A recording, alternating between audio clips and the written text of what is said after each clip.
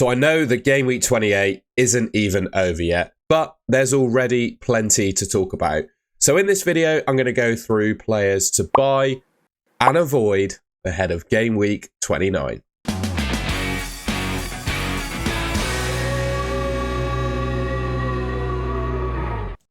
Alright then, I'm going to start by looking at the upcoming fixtures, because I think, well, it's really important to be cognizant of the upcoming blank in double game weeks. You know, we need to use our transfers in a way that we can navigate and also think of our chip strategies. I imagine going into Game Week 29, most people are sure of what they're doing, but I'll just remind you. So Game Week 29 is a blank game week for Crystal Palace, Newcastle, Villa and Liverpool. So we don't want to be buying players from those teams. And we want to potentially, and we have to be careful about exactly who we sell, but we need to be economical about who we sell, because I think quite a lot of players from these teams are going to be desirable in game weeks to come.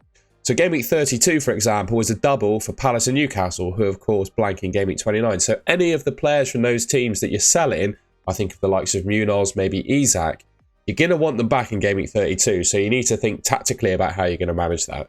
Also, Game Week 33 is a possible double game week, or a likely double game week, 85 to 90% chance of happening based on odds of cup results. By the way, this spreadsheet is courtesy of @Ben on X. Check Ben out. He's the absolute fixtures guru for FPL. But we're looking at potentially a double game week for Man City and Villa, and then a possible double, a double for Crystal Palace. So in 2 game weeks, it's likely, well, potential that Crystal Palace are going to have 4 games. Then also Fulham, Brighton, West Ham, Southampton, Bournemouth, Arsenal, Man United could all double in Game Week 33 as well.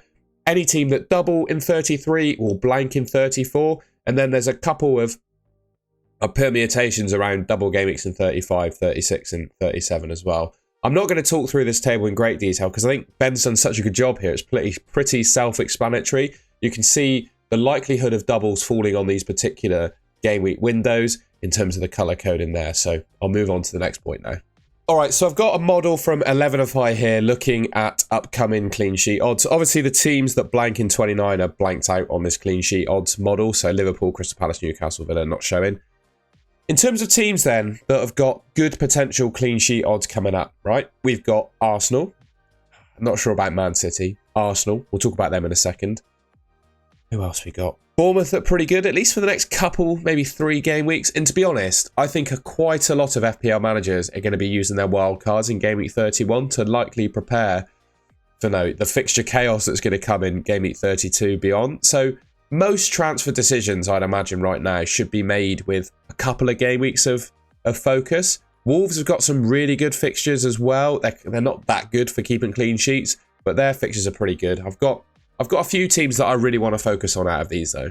The first defence I think is a great shout is Nottingham Forest, and I look at particularly their next couple of fixtures. They've got Ipswich away, who we all know are pretty much one of the weakest teams in the league. I think they got a good chance of keeping a clean sheet there against Ipswich. And then after that, they've got Man United at home, and in seasons gone by, I'd say that was a tough fixture. But based on how Man United are playing, the fact that Forest have just kept a clean sheet against Man City at home, I think they're quite capable of keeping one, I think, against Man United at home as well. So I really like those couple of fixtures.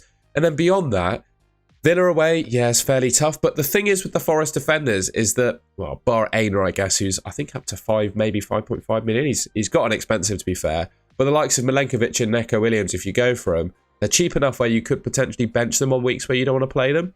They got Everton in Game Week 32. My light just flickered then. Tottenham in Game Week 33, probably a tough one. So you'd maybe look to bench them 31, 33, and then Brentford in 34. So even, longish term, they've got some decent fixtures in there.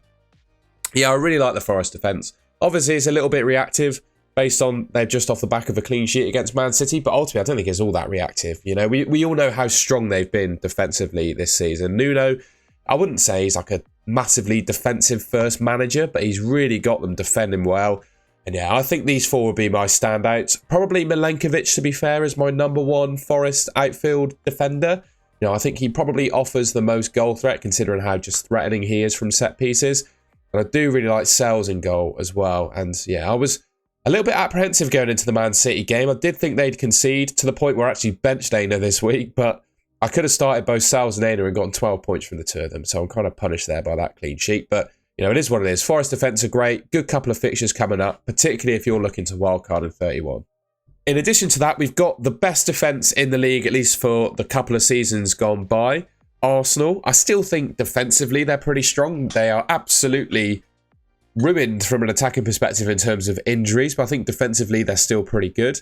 I look at that Chelsea fixture. Chelsea haven't played in Game Week 28 at the time I'm recording this video, but given how Chelsea have been playing of recent, particularly at home, I wouldn't rule out a clean sheet for Arsenal in that game. And then they got Fulham, Everton, Brentford, Ipswich, Crystal Palace. You know, the clean sheet odds from 11 if I prove it as well. I wouldn't rule out a clean sheet. I think Arsenal could keep a clean sheet in any of those games coming up, to be honest. You know, Gabriel is so good from set pieces. We all know what he brings. Although with Saka going, not necessarily taking the corners, he has dropped off a little bit, or Arsenal in general have dropped off a little bit in terms of their corner threat. Well, I say a little bit. It's barely talked about now how threatening Arsenal are from corners. Saliba's probably the second best defender right now, just with the amount of defenders that Arsenal have back fit. I just don't think that Timber is 100% nailed on. So I'd probably put Saliba as the second best, Timber as third best, probably. But then you get a bit of a saving, I guess, from Timber on Saliba.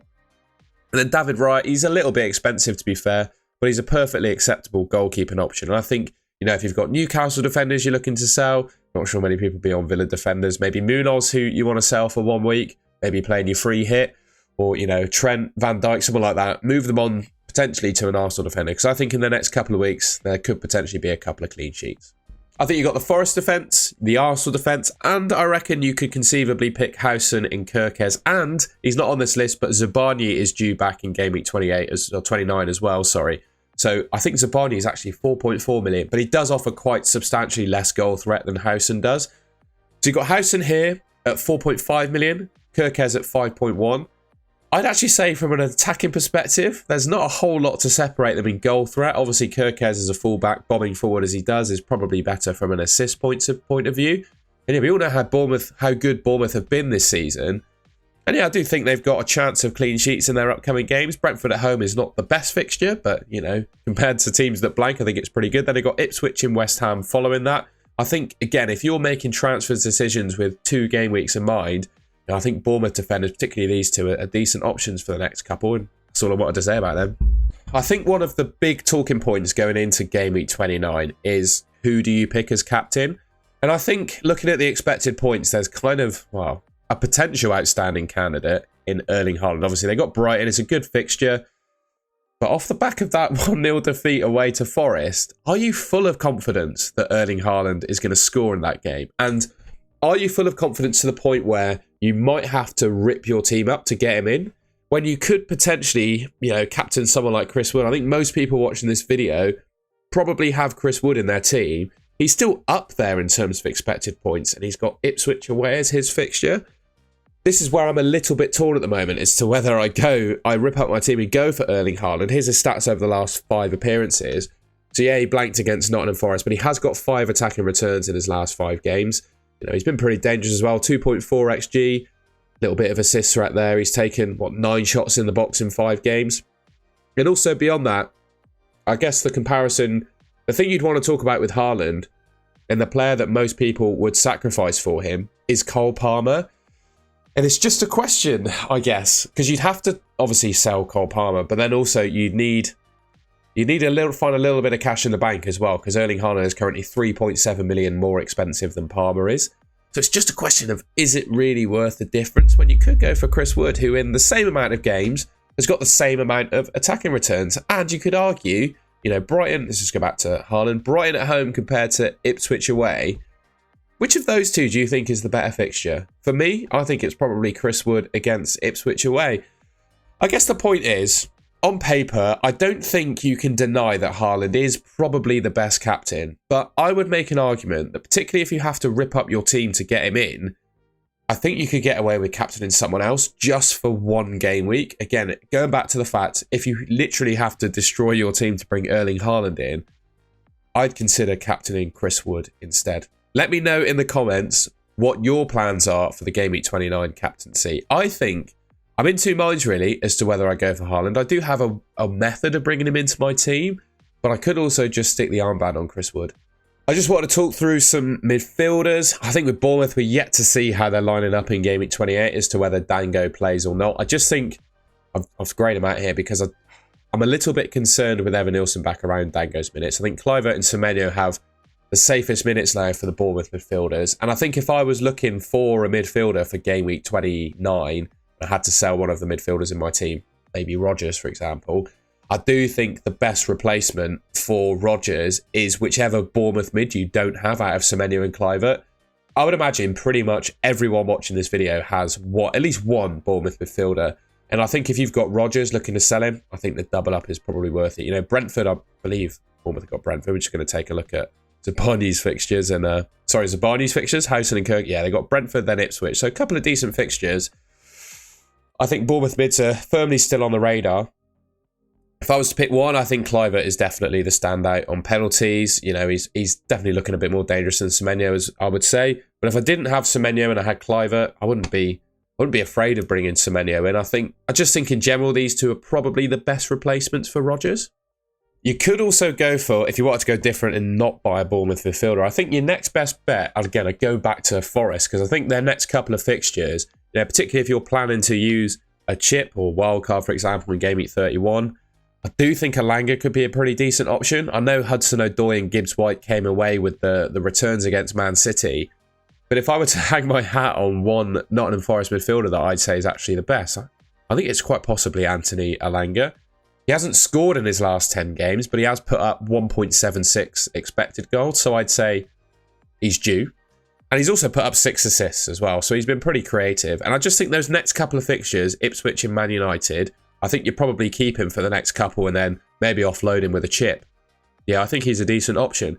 Ipswich is obviously a good fixture. Man United is obviously a good fixture. And of course, it's his former club. And I wouldn't rule out Alanga doing something against Man United. And finally, I think we need to talk a little bit about Cole Palmer. Is it worth getting rid of him for Haaland?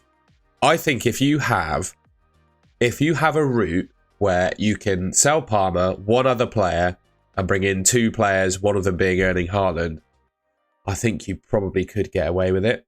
I don't remember, since he joined Chelsea, him being in as dry a patch as he is at the moment in terms of returns. 4 in 11 is very unusual for Cole Palmer at his time at Chelsea so far. And I do think the next couple of fixtures, I know Tottenham, they might have Romero and Van der Ven back by that time and be a little bit stronger defensively as well. And I just think Chelsea in general are in a bit of a low point of the season at the moment as well. I don't think it's going to happen. This isn't my opinion, but I have heard a few fans saying that Maresca could potentially be in trouble as well if Chelsea don't start picking up their results, particularly in the Premier League. I guess it all depends on how he gets on in the Leicester game, doesn't it? If he scores a hat-trick against Leicester, then everything I say here is kind of moot, and well, actually, I say it's moot. It becomes really hard, doesn't it? If Cole Palmer scored a hat-trick against Leicester, Haaland's obviously just blanked against Forest. They both play in Game Week 29. Can you really bring yourself to sell Palmer for Haaland? I don't know. I guess we've got to see what happens, haven't we? Anyway, I do... Right now, based on the form I've seen him in, I would probably get rid of Cole Palmer for Erling Haaland if I could quite easily sell another unwanted player in my team. Because you needed a bit of cash in the bank, obviously. I think we've established that Haaland is 3.4 million more expensive than Palmer is, so you need to find that money from somewhere else. But if you can find that money from another sensible transfer, if that makes sense, then I do think the move is probably worthwhile. Let me know in the comments what your current plans are with Cole Palmer. All right, well, that's the end of the video. I hope you enjoyed that and found it useful. I have to apologise for my croaky, sore throat voice. I have been ill this week, and I went to the football today, Bristol City against Hull, and I was quite vocal in that game. So, yeah, my voice has gone a little bit croaky as a result. So I hope you can listen past that. I don't think it sounds too bad. I think you still make out what I'm saying. So I still went ahead and made the video. So, yeah, if you enjoyed the video, I'd really appreciate it if you could leave me a like rating. Let me know in the comments, you know, who your captain is for Game Week 29 and what your plans are. I've got 2 fingers up. What your plans are with Cole Palmer. All right, I think that's everything. If you haven't already, by the way, please subscribe to the Golden Goal channel. It should be just here on your screen. I'll have so much content coming out ahead of Game Week 29. I'm really excited to get some free hit videos out, etc. So yeah, subscribe if you want to stick around, and I'll catch you in my next video.